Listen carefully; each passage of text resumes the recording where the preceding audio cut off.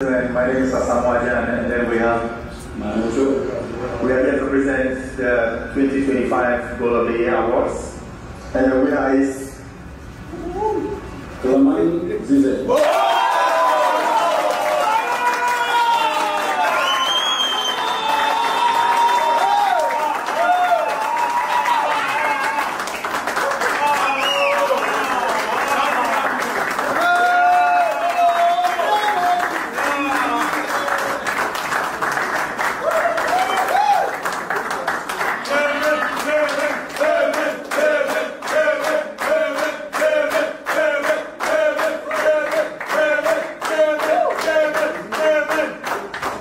Kaze moyo, upambane na kuamini unaweza badilisha kila hali.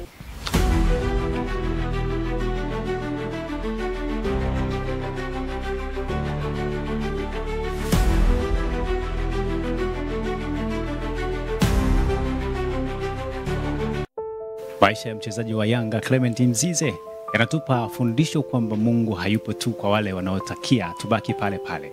Kutoka kuwa bodaboda na kulipwa mamilioni ya pesa kwa mwezi, kijana ambaye aliokota bukubuku mtaani, lakini leo hii tunazungumzia anaokota mamilioni ya pesa, na hakika anafurahia na kumshukuru Mwenyezi Mungu.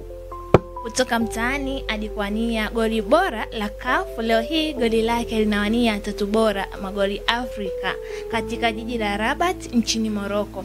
Tuna imani litakuwa goli bora, na hata lisipochukua bado kwetu sisi tabaki ni fahari na kujivunia.